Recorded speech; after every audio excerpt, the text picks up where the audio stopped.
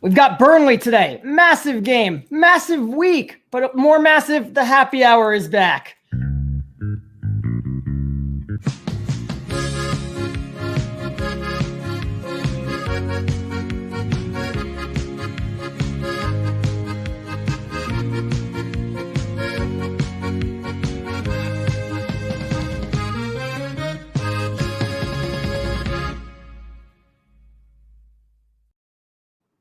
Yeah, hello and welcome back to the United Happy Hour. And first of all, can I just say how wonderful it is to see you, Pauly, with fantastic internet. Touch wood, mate.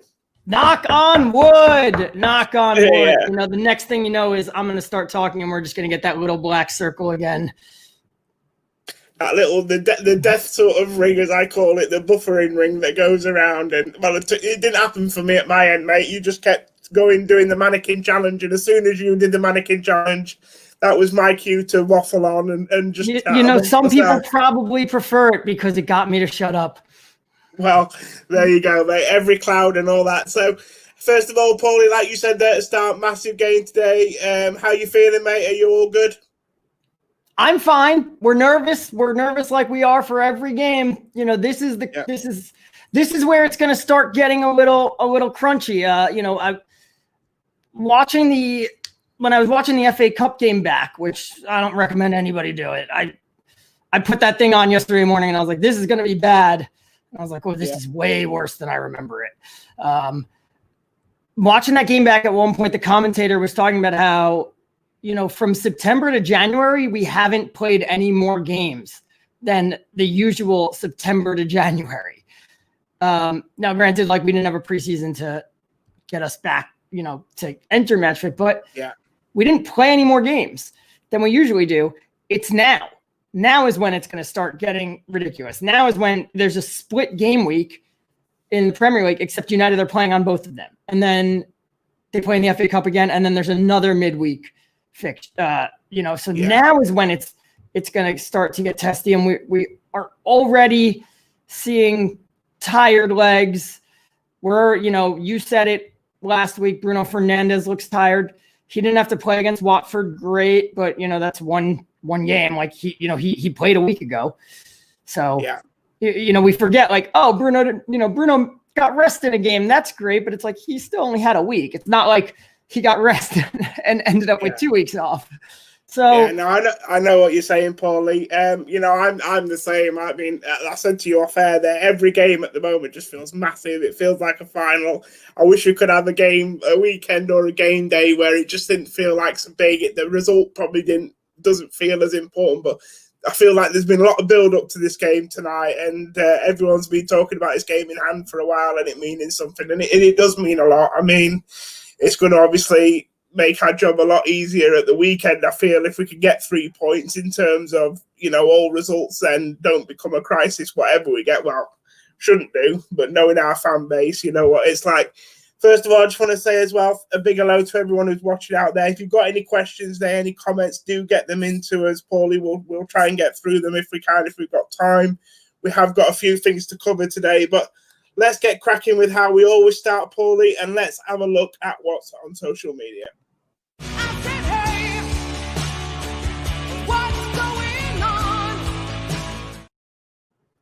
Yeah, so the way we always start, Pauly, what's going on social media? Look, if you're a United fan, and you know how it works, mate, it's past January the 1st now, so yeah, what's on social media? And you know it's always going to be around transfers, don't you? So here we've got one, Manchester United, of one of the clubs interested in RB Leipzig's back, Dale Upamecano. Now, for me, Pauly, if this is not stating the obvious... If this is not state the obvious tweet of the year, then I'm not quite sure what is. But look, where are you, Pauly? First of all, with these transfer stories that we seem to get every year at this time, and obviously in the summer as well. But just this continuous cycle of the same thing, isn't it? Yeah, and I get it. Look, part of the reason that the Premier League has taken off and the tabloids exist and that they've taken off is that right away, in the early stages. Yeah. Oh no. Oh no, am I back? No, yeah, you're back, mate. I think. Yeah, okay. I was just starting to prep there. Rupert Murdoch and Sky Sports, they realized that people like reading transfer rumors. And they've always been this thing that fuels the fire, in that you think, all right, my team's got some holes. What's the way to get better? Transfers. Now we're living in just this Twitter world where everything is instantaneous. And look, we're not talking about today. We're not talking about Dayot Upamecano specifically. We're not, and hop in the comments and have your say. But what I'll tell you right now, the show is not planning on being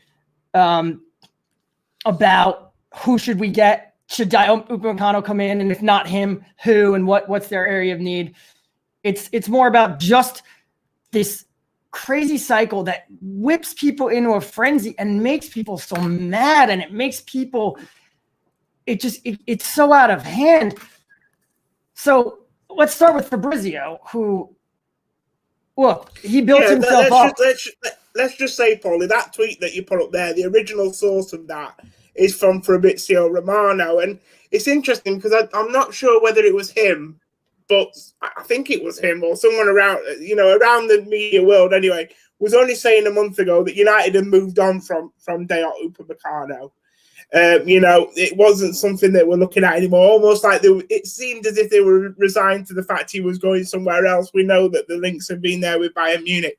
So what do you, all of a sudden now they are interested again. What do you make of all this, Pauly? Look,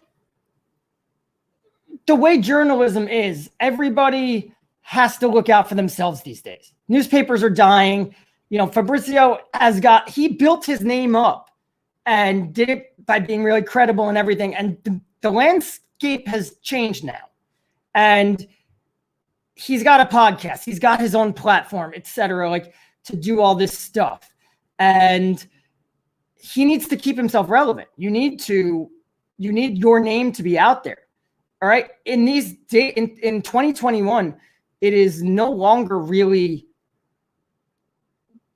the most important thing isn't so much being right, it's saying something.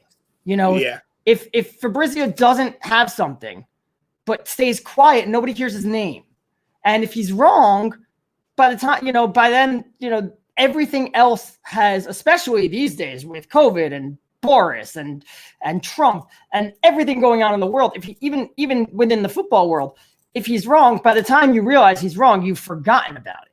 So it's better to speak almost in today's world that when you are trying to get your business going and build yourself up, it's better to speak than to not speak. And ultimately, he didn't say anything that's not wrong.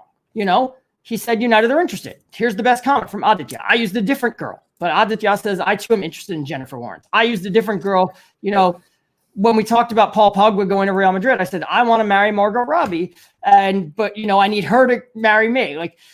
You're interested in Jennifer Lawrence. Right. I am too. But for now, that's just interest. If Jennifer Lawrence then one day comes up to me and looks at me and goes, oh, you want to take me out to dinner? Then maybe I'll start being like, oh, should I weigh up, what are my chances with Jennifer Lawrence here? But for now, it's just going to be interest. But what he does, just for the listeners out there, welcome to Celebrity Crush Happy Hour. Yeah. But what happens is he puts this out, which is, it's really no news, and Fabrizio has admitted it, that he will specifically talk about United news because United fans, we're sheep. We are sheep, and we eat it up, and it gives him engagement, and it helps him grow his platform. And what ends up happening is now United fans buy into this, and they get all excited, and then the club goes, oh no, we're not signing him. And then they blame the club, and then they get mad, and look, the club they don't handle this stuff well at all. And they don't deserve the.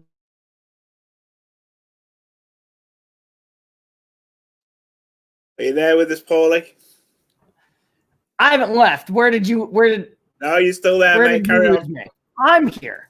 Yeah. So yeah, the fan base, the club isn't as bad as the fan base gives them credit for, or lack of credit for.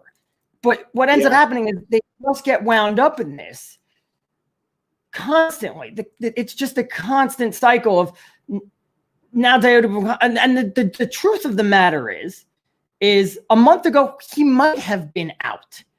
You know, we might have pulled out. And everybody's first assumption a month ago was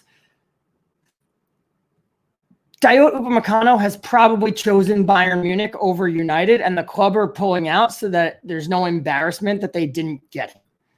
But Bayern Munich have a lot of money issues. They can't, you know, they're not making the money that they used to. They had to pull out of the Kai Havertz deal over the summer. They don't know what their situation is going to be. There are a lot, especially within reports, you know, within German football, there are a lot of questions about whether Bayern even have the money to sign Dayot Upamecano, who is available on a very reasonable fee. So it's possible that things have changed in the past month, and Upamecano is now reassessing his options. The same way that Donny van de Beek was off to Real Madrid, and then Real said, look, we can't sign you, and now chose Manchester United.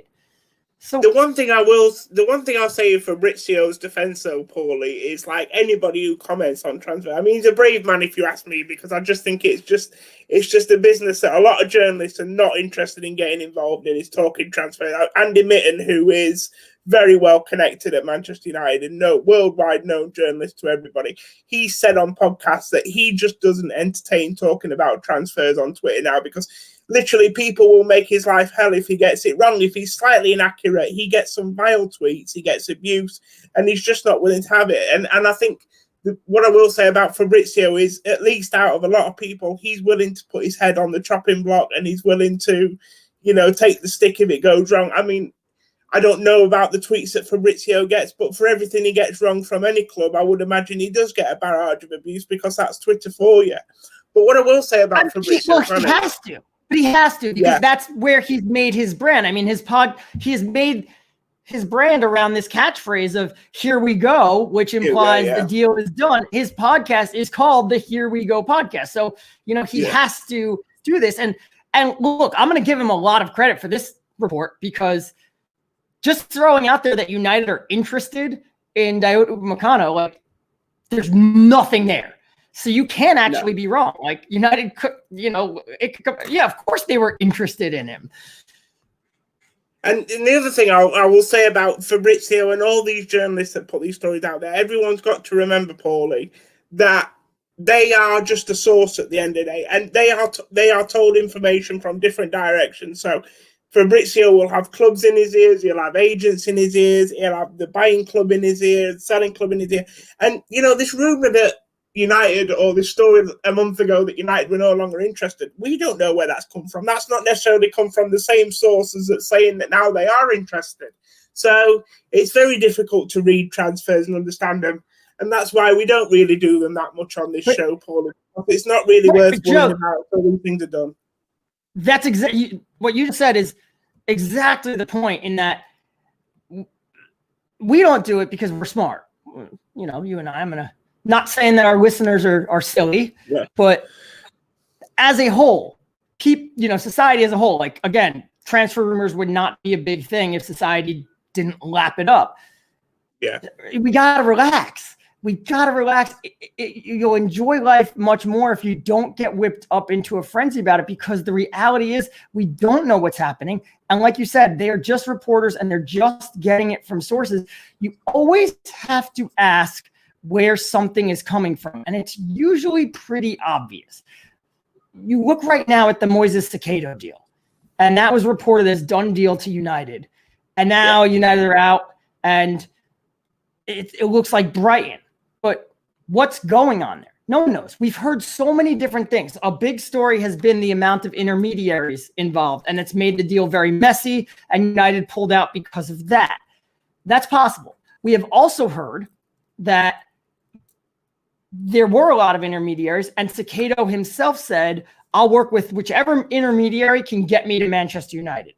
Well, why don't you know that, first of all? And two is, like, you know, if that was the case, you would have picked, but that just that's a red flag to the club too, because it shows that you're not in control. You should be in control of your own future. And if you're just like, oh, whoever can come to me and get me to United, that's not exactly what you want to hear. I mean, also, like, don't forget, South America, nothing that comes out of that continent is reliable. I don't believe any South American transfers. You know how they say, until I see you holding the shirt? I don't believe it until I see you get on the pitch in the Premier League. Like, the Palestri deal might not be official for me. Like, I don't even know if that one actually happened. Until I see him get on the pitch, there's so much going on there. And, like, first of all, on Friday, we heard when it first came out that United had lost the race for him. They said that he would be, all the reports that came out were he's going to decide his future and he's going to make the announcement in a couple of hours. Well, it's Tuesday now and we're still nothing. And it's the front runner is Brighton, which means there's something else going on here, because United, Everton, Chelsea were the other three clubs that were in there. Everybody gets wound up by these rumors. And then when it doesn't go through, they kill the club for being incompetent. Something's at play here, because United, Everton, and Chelsea don't get outbid by Brighton. Maybe United screwed it up, but then he'd be off to Chelsea. But if United, Everton, no one picks Brighton over, especially when there's so many reports saying United are his dream club. So there's obviously something that Brighton is offering him that the rest of them aren't. Or maybe United just saw something and said, we don't think you're going to be the player that, all these, that you're asking for a lot more money, that we don't think you're going to be that kind of player. I think that's more the point. I think gone are the days now where United are going to get held to ransom for a player. I mean, we saw in the summer with Alex Tellers, and it's probably bearing fruit now when you look at some of the adaptation problems that Tellers that United had a price and they were not going higher than that price, Pauly. And I'm sorry, but they're prepared to miss out on players now if they don't price. And although they'll never get outbid by Brighton, if they wanted somebody, they can outbid Brighton every day of the week. They're going to set a price now, Pauly, and if the bidding war exceeds that, then they're out. And I'm actually okay with that, because you can't have it both ways. So happy with that. You can't criticize this club for being naive and negligent with spending money, and then the moment that they're sensible and they pull out on a deal because it doesn't make financial sense, have a go at them. You can't have it both ways, Pauly. So for me, I'm happy with what they're doing here. They've obviously got a valuation of the player. Someone's willing to pay more. Good luck to them. From Moises Caicedo. Go on, Pauly. Remember when we were dealing with Sergio Reguilon, and it was they had that buyback clause in there, and United pulled out of the deal because of the buyback clause. And we were like, that's a good move. That's a bad deal. And it's better to not sign someone than to get into a bad deal. And they pulled out of that deal, and people and I wrote about how that was a good decision. And people were reacting like, but that's only because it's only a good decision if they actually go and sign another left back. And what's there to say that they will? And of course, the Glazers just want to, get into the deal. So it looks like they're doing something, and then they're just not going to sign anybody. Well, guess what? They signed someone. And for everybody said, well, there's 2 weeks left in the transfer window, and they're not going to sign anybody because it takes too long. And maybe at most there's one player. They signed 4 players on deadline day. So they worked. They put those moves on the back burner, and they worked until the 11th hour on their number one deal. And when that number one deal didn't come through, they got everything else done. But we have to remember. We've spoken with Kieran, who knows far more about the United Academy than you or I do, and he was saying, the one thing I can believe this club about is when it comes to their scouting of these youth players and moving to sign these youth unknown players, because the club is actually really good at that. We never heard about Diallo or Palestri until their names leaked late on in the transfer thing. We saw how many young guys from Barcelona, etc., they signed this summer. So if the club pulls out of the Cicado deal, there's probably a reason for that. And a reason for it. Yeah. I know what everybody says. You can listen to every podcast and every show who's going to bring on a South American expert. And of course, they're going to rant and rave about the guy. And they're going to compare him to Matic and, other great midfielders and say, this is exactly what United need, because of course they are. You're not going to compare him to John O'Shea. If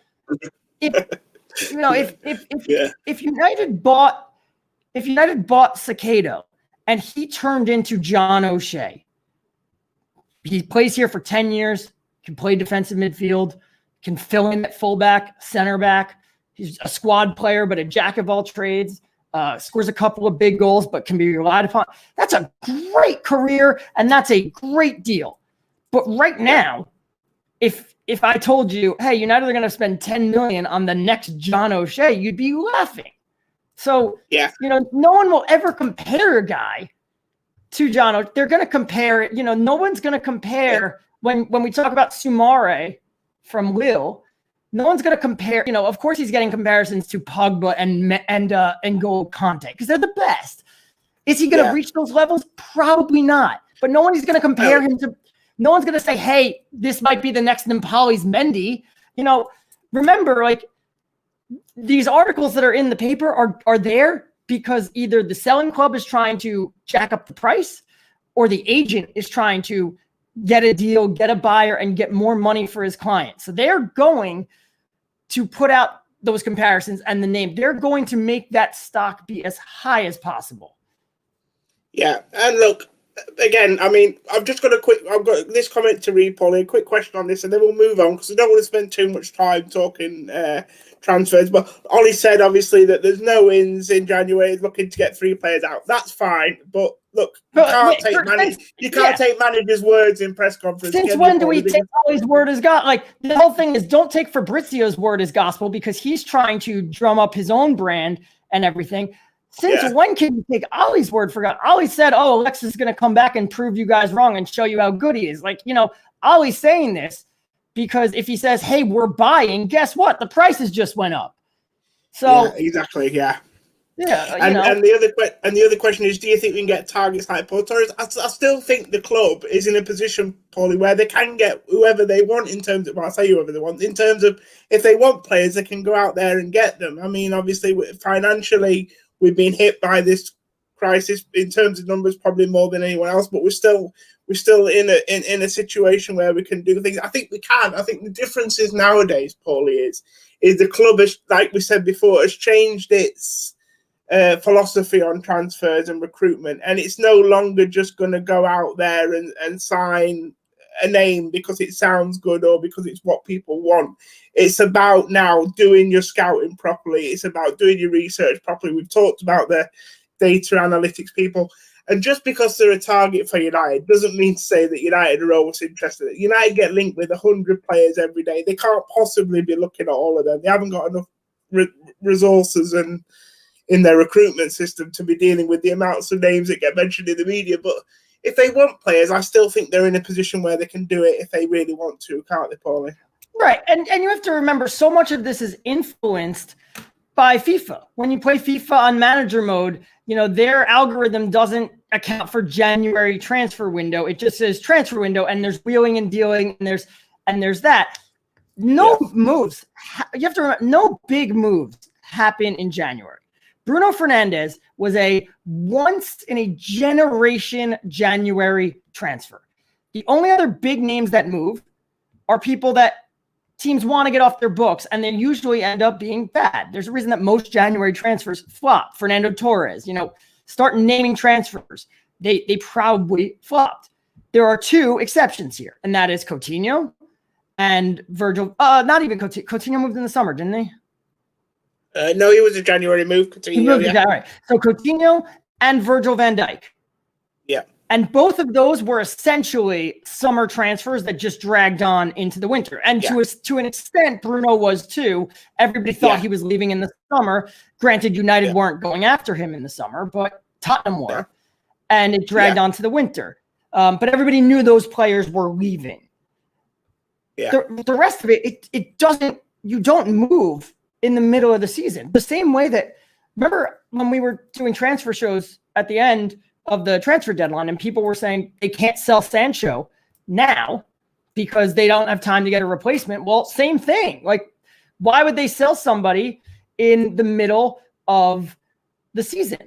You look at, and there's reports that say like Dayot Upamecano is, would be available now if you just pay a little bit more money, you can get him before his release clause kicks in. Why would Dayot Upamecano, if he knows he's going to get a move in the summer, why would he leave Leipzig and the Champions League, where they went to the semifinal last year, to go to the Europa League? I'm glad you made that point, Pauly, because I was just about to say that. That's the other thing about players that expect other players to move to certain clubs. You've got to remember a couple of things. One, like in the case of Upamecano, like you rightly said there, and even Jadon Sancho, which was never going to happen in January, but Jadon Sancho, why would they leave clubs right now to go to a club playing in from a club playing in Champions League to a club playing in Europa League, especially when probably this year more than ever, teams like Borussia Dortmund, RB Leipzig are thinking this might be a year we can win this, because obviously we don't know what's going to happen with COVID come the business end of the Champions League. If there's big outbreaks in some of these big European favourites, Pauly, and they all of a sudden have to play Aston Villa-style teams in those games, then it brings teams like RB Leipzig right into it and things like that. But also, Pauly, the other thing is even if you're moving from a Champions League club to another Champions League club, you're tied. You're tied to play in those games. You can't play in the Champions League for another team. You could do one switch now. One player can switch from the group stage to the knockout rounds. But only one. So Arsenal got into this issue a couple years ago. Another one who also was he expected to leave in the summer and it dragged into the winter is Pierre-Emerick Aubameyang. But he joined Arsenal and Mkhitaryan joined Arsenal, and they had to choose. Only one of them could actually, because they both played in the Champions League, only one of them can move to the Europa League. This comment from Lokish, Evra and Vidic were a January move. That's the kind of January move that you make. And there's a difference between Bruno Fernandes and Patrice Evra and Nemanja Vidic. Neither one of them was bought for that season. They were bought to say, come in, we'll play you a bit, you'll settle in, but you're going to be ready to go at the beginning of next season. Neither one of them played every game when they arrived. It was pick and choose your spots. They were not first choice. They were first teamers, but they weren't first choice. And United were second. They weren't really challenging for the title that year. They basically knew where they were. We're going to finish second or third. And I'm pretty sure they went out of the Champions League in the group stage that year. They didn't even make the Europa League. Yeah. They didn't even make the Europa League. So like they finished bottom in a group with Benfica, Villarreal, and another Basel. I think it may have been Basel or something like that. Yeah. So they brought them to just because they said like, look, we're not going to fall out of the top four. Or you wanted to be in top two back then, I think, because 3 and 4 had to play qualifying rounds in the Champions League, I believe. Yeah, that was right. Well, definitely fourth. I'm not sure about third. I think it was third as well. I think third, and I think they switched that a few years later. Yeah. But anyway, like they weren't really at risk of falling out of that. So they brought him in and said, hey, your job is to just settle in and everything. And the next year, you're going to be ready. And remember, that summer, what did they do? That summer, they looked around at the squad and they said, we've done everything. We need one more piece. They didn't add a bunch more. They added Michael Carrick, and that was because they had already done everything. So when you buy in January, most of the time when you buy, you're not buying so much for this year, but for years down the line. Remember, you have to give players, I think, Pauly, 12 months before you can judge them properly. I feel they need a full season in the league, especially a Premier League, coming to the Premier League, because it's a league like no other, Pauly, and the transition is different. Right. When people say like Liverpool didn't spend any money and they won the Premier League, it's like, yeah, well, you bought Salah, Mane, you bought all these pieces beforehand because you can't buy 11 pieces in one summer. You have to buy 3, 4, and then 3 again, and mesh them all together. So Vidic and Evra were bought for the future, and those are the best type of January transfers. But you look at an Amad Diallo. Will he contribute this season? He'll play a little bit. I assume he'll play a little bit. He'll get some chances. If he lights it on fire, he'll play a lot. I am not expecting him to. He's here to settle in and really start pushing for minutes next season. That's what the goal is.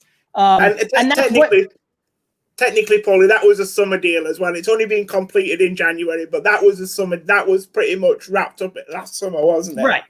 And if they brought Cicado in, Cicado would probably get some minutes at the first team level over the next half of the season. I wouldn't expect him to do anything big. It would be so that you're ready to go next season. Those are the types of January deals that you're looking for. So by all means, if that comes along, then by all means go for it, because that makes your team stronger next year, and it means you have less to do over the summer. But if you are looking at United's current situation and saying, who can we add to help us out in terms of fighting with Liverpool, the answer is no one. And the last time that we even tried to do that was Alexis Sanchez, and that was a big time mistake. Yeah, I think to be fair, Paulie, January is a window where I always think you're looking to get your shrewd business done. I mean, the other thing there on the Vidic and Evra is I think the transfer fees of both of them probably weren't even half of what it cost for Bruno, obviously, in January. So that's the other thing as well. It's very unlike United to go and spend, 57 million, whatever the fee is for Bruno that they spent last January. But I think there was a couple of things involved there, Paulie. If you remember at the time, there'd been the long-standing interest that you talked about in the summer, and they probably were going to do that other deal the next summer, but they saw an opportunity to do it in the January, so they did it. But also, we were in the midst of an injury crisis in midfield that last January as well, if you remember. We were in need of bodies more than anything else, if we're being honest. Not saying that you buy somebody at that kind of cost because you have an injury crisis, but that was definitely, I think, a reason for United accelerating the deal, because they felt they needed him in there and now. And I just think they also knew that other clubs were getting more and more interested. Barcelona were getting the feelers out. Tottenham, we know, were interested. They had a long-standing interest. So United knew that they needed to act now. But normally I feel January, Paulie, is when you use that to get like your Caicedo deal, your shrewd little bits of business that don't cost too much money. Because if you're trying to sign £100 million superstar in January, you just heap him loads of pressure on him to expect him to come in January and hit the ground running and be a success. Luckily for Bruno, it's worked, but I do wonder if Bruno had have struggled to adapt like a lot of players do that make the move, just how people's view of him would be now and how his confidence would be as a result, actually. Right. And like I said, Bruno's a once in a generation player, because he was what he brings to the table was exactly his skill set was exactly the skill set that United needed to play that number 10 role. We're seeing it with some other players, and we'll get to this later. I see your comment, Erwin. We are going to talk about that. Some other number 10s who play differently to Bruno Fernandes. And that's not what United needed. They needed exactly what Bruno Fernandes was, and it was the perfect marriage of available in January and exactly what we needed to have this. And that's why he's come in and made this impact. But like I said, it's a once in a generation January signing. You can't even look at, you go lower it down in the table. It's hard to name off great January signings, even at the next level, Everton. Patrice Evra and Nemanja Vidic were fantastic January signings for United, but not between that January and that May. Exactly. They were fantastic signings in the end, but they weren't in that initial period. Yeah, and that's so at the end of the day, everyone, take a breath. When you read a transfer rumor, let it go, let it go in one ear and out the other, because remember, someone's putting it there for a reason, and it's not the club that are interested. The last thing that, if United find a hidden gem in South America, they're not calling up the Daily Mail and saying, hey, report this. So just remember, it's always, it's agents trying to make money. It's people just trying to drum up engagement. It's all BS. Don't be upset that United aren't making January signings. Clearing out the deadwood and getting the sales done, that really goes a long way in helping what they can do this summer. But there wasn't going to be anybody that can come in and take you to the next level this year. If anything, if someone's available who you can grab that'll help you out next year, then that's a good deal. But deals for players to help you now, they don't really exist in January. No, Paulie, and let's be honest, if big clubs were to use the media to every time to report on a transfer target, then what would be the point of the likes of Brighton, Crystal Palace, all these clubs having a scouting system? Because all you need to do is wait for the big clubs to report on these players. If they don't go for them, then your scouting's done, because if Manchester United are interested in them, surely they're good enough to play for Brighton and Crystal Palace, aren't they? So, I think that's another reason why it just doesn't happen. So, but let's move on, Paulie, because I am, conscious we spent probably far longer there talking about transfers than we wanted to. And I suppose the other thing we need to talk about in terms of social media and the things that's been dominating the United airways and the headlines on social media, can't get my words out there, easy for me to say, is the FA Cup draw, Paulie. For those of you who don't know, I'm sure everybody does, unless you've lived under a rock, United have got Liverpool in round 4 of the FA Cup, and if they get through that, I think they'll now play either West Ham or Doncaster in round 5 at home, which is a little bit more favourable, but certainly not ideal. But Paulie, once again, we seem to have got an unbelievably difficult draw. And this idea now that we have to play Liverpool twice in a week, Paulie. First of all, your comments on the draw and yet another hard one for United. Yeah, it's more we have to play them twice a week. That's really scary because, it's exact. This is what we were saying last week when we had to play City. Every time it's like the NBA the NBA playoffs where it's a series and it's move and counter move. And how are you going to counter move? Because you have to expect Jurgen Klopp usually rotates heavily in the cup to begin with. Is he? I can't see Solskjaer doing that. So now you all of a sudden you look at before Liverpool and after Liverpool.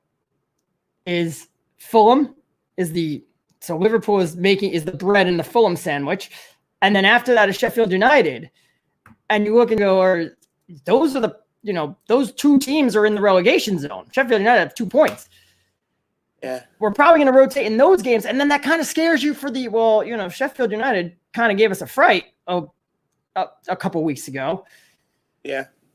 It becomes, it's Liverpool in between the United games. They're playing, I think, Burnley, I believe. So it's another team down there. And that's a game that at Turf Moor, that is a game that historically Klopp has rotated heavily in. So maybe he is sending a fresh squad out there. I think a lot of it will have to do with what happens on Sunday. Isn't Burnley at Anfield though? Isn't their game maybe against Burnley at home? Maybe it is. Okay. Yeah. So it's intriguing. It's intriguing. It's scary. It's a difficult draw. I think it gets played up a bit how difficult United's draws are because they have it. I mean, when you compare it to City's draws under Pep domestically have been a joke. I mean, like the most difficult team that they've had to play before they drew United in the 4th round of the League Cup and City's in his first year and they lost. And since then, they haven't had to play any Big 6 teams until the semifinals or final. Their most difficult run was like they had to play Leicester and like another mid-table Premier League team one year. So those have been just a joke, and they get another joke here. Anybody who's saying it's rigged, like, F off. That's well, just as a little side note, Paul, it's funny you say that. Did you see the viral video that was going around the Twitter yesterday? Peter Crouch obviously conducted the draw for the next round, and there's a moment when he draws Wickham out of the draw. Now Wickham are due to play Arsenal in the next round. As he goes to take the ball out of the thing for the away team, people are convinced that they can hear him say Arsenal, or somebody whispers somewhere Arsenal. And it turns out that actually he was about to put the Wickham ball in the wrong area, and he actually said, sorry. And I think everyone thought he said Arsenal, and it was just a weird coincidence that the next team out of the box was Arsenal. And I mean, it doesn't help the conspiracy theorists out there that think that this whole thing is rigged. I mean, I've always thought, Paulie, if I'm being honest with you, I know you think it's a load of old tosh, but I've always thought it's not the hardest thing in the world to rig it. No, you change the temperature of them. Of course you do, or you could even change the feel of some of them. Some of them could have a slightly different texture, so you know what you put. Look, I don't know. There's lots to do. So I don't think it is. But the one thing that always falls down for me is surely if you're the FA and you're rigging the draw, you don't want these big ties really coming out, Paulie, until the latter stages of the tournament. Just in the last 5 minutes, I've been thinking, like, if you were going to rig it, this is what you do, because you get the big heavyweights, you get that match early, like right now amongst that. Because like, let's be honest, there were some good stories this past weekend, but the whole weekend of football stunk. It was awful. There were no real good games. It wasn't entertaining. And I love the third round of the FA Cup, but this year it was garbage. So you get that big match of heavyweights, and you could sell that. That's a big match. You also, all right, one of them is going to go home, but the rest of the guys, the Chelseas, the Arsenals, the Cities, they're getting, these other teams are getting the dream draw. Chelsea or Manchester City are going to Cheltenham, and you get some other small clubs playing against each other, which just guarantees you will have a small club in the next round. And then if you get them playing against each other in the next round again, suddenly you're going to the quarterfinals, and you got a situation like where you could sell the hell out of that. Like when Arsenal were playing whatever that Southend in the that non-league side in the fifth round or the quarterfinal, like, and that becomes the story that you could sell because you've gotten a team that far.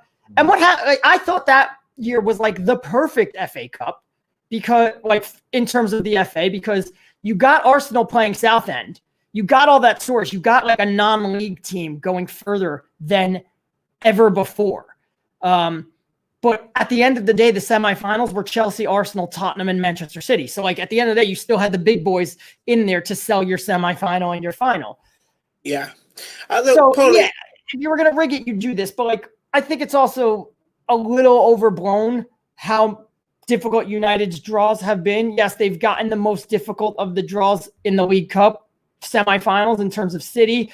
But, they got Rochdale, Colchester United last year. They got Tranmere, Derby County in the FA Cup. Yes, they've been tested. They've gotten Chelsea. They've gotten Wolves. Now they've gotten Liverpool. But it's definitely not been the easiest thing in the world. But they have not. It's definitely not been that they've had completely it hasn't been the hardest thing in the world. I would say that they are slightly unlucky. They also got a bad Champions League draw. So the scale's tipping towards unlucky, but it's not, oh my God, this is, stacked against them. Yeah. And it's always perception, isn't it? And on what side of the wall that you sit on. I mean, my idea with the FA Cup and the idea of it being rigged, Paulie, was more around the fact that since they moved the semi-finals, obviously the finals always been at Wembley since it's been built, but they moved the semi-finals to Wembley as well.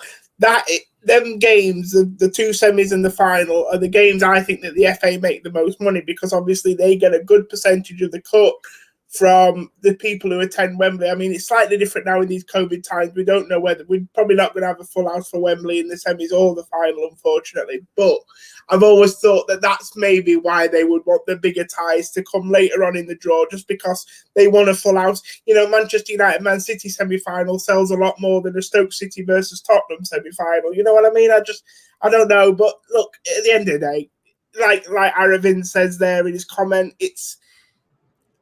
there's a lot of people got to be involved in the process of rigging a draw, hasn't there? And these are, you can't think that everyone who draws the FA Cup is able to be. You're relying on Peter Crouch to keep his mouth shut. Like, that's not going to happen. Exactly. Yeah. Now I know what you mean, mate. No, exactly. But Paulie, let's move it back to this idea we've got to play Liverpool twice in a week. We've talked on this show before, and I've said myself openly that my one criticism of Solskjaer is the way he can adapt, play the same opponent, but can he adapt his tactics and his way of playing in order to be successful? And I know they're going to be different games altogether because one's at Anfield and one's at Old Trafford. But I think actually, Paulie, it'll be nice to see if Solskjaer in these couple of weeks, if he could do a number on Klopp twice, I think that could do his status as a manager really good. And by that, I mean, he's going to change the team slightly for both games. but can he tweak that formation slightly so that he can do something at Anfield, but then he can make it work again at Old Trafford? I think he could do his reputation the world of good in this week if it goes well. Yeah. I mean, even if he just beats him once, if he gets a draw and a win, can't complain there. No.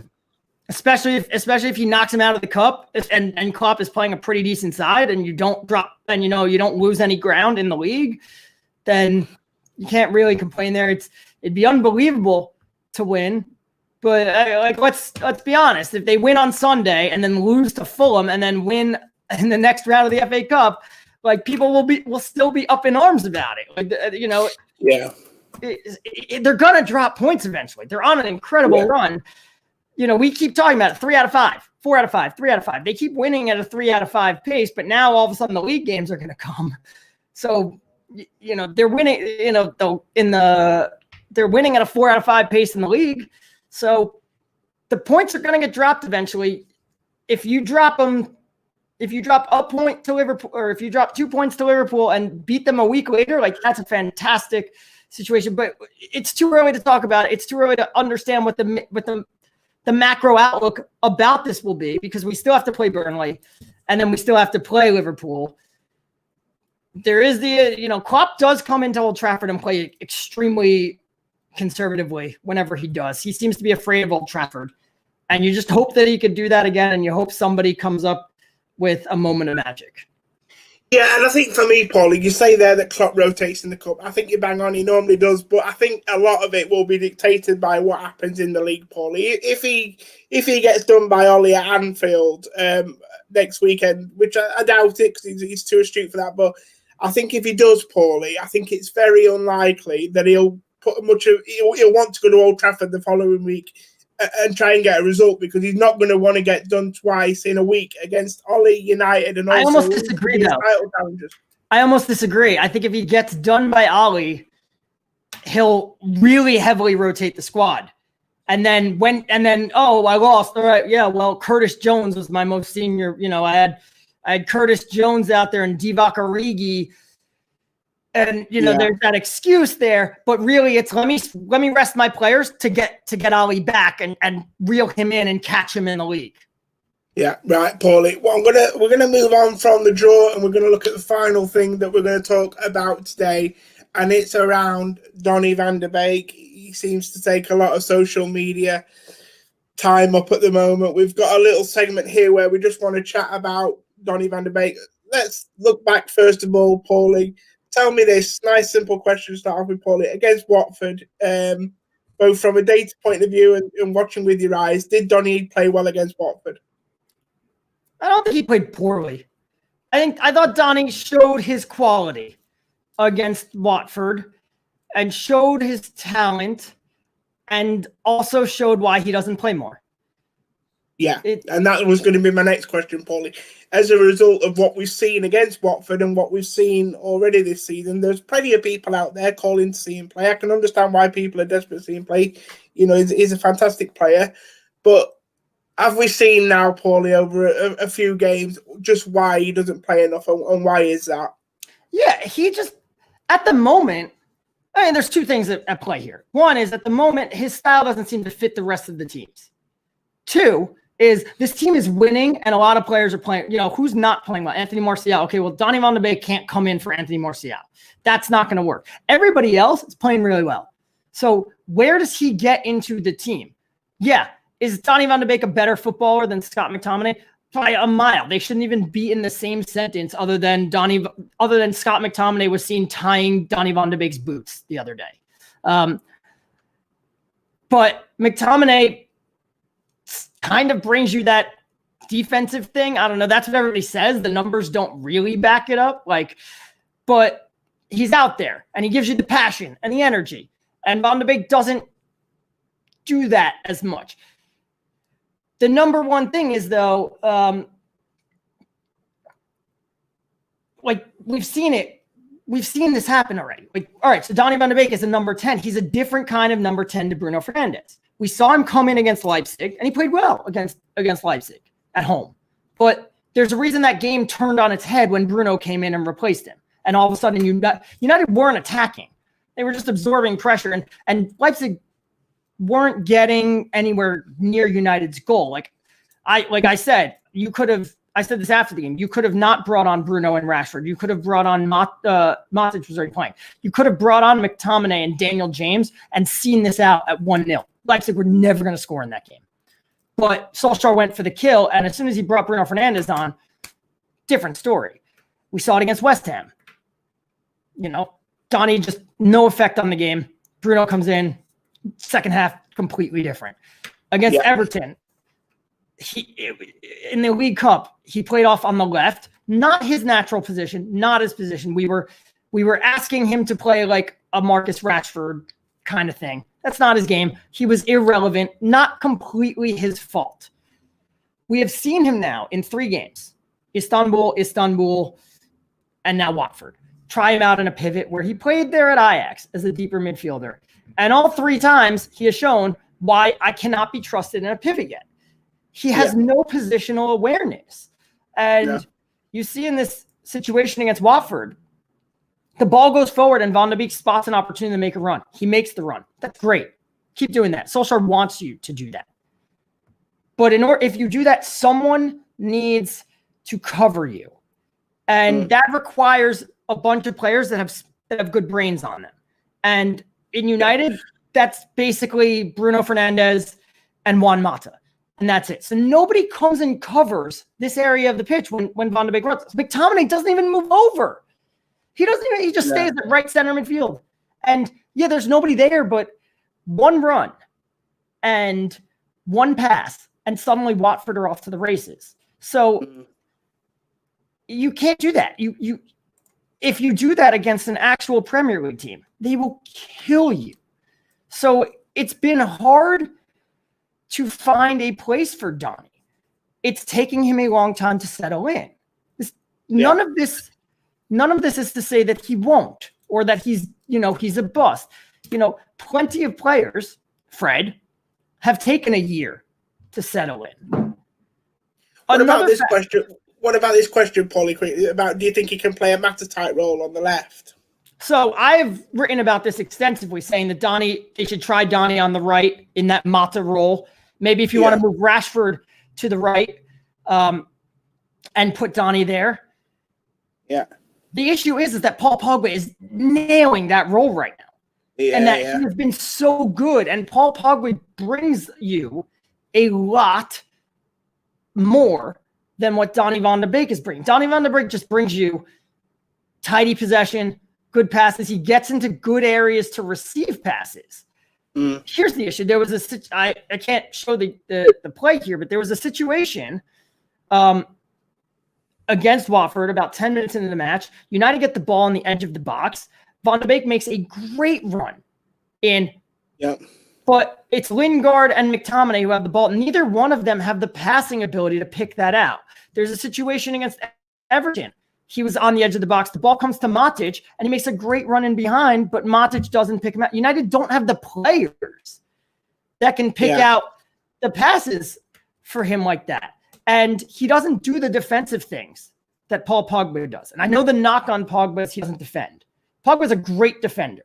He doesn't track back. So once he is back, he's very good, especially on set pieces. On set pieces, he clears so many of them out.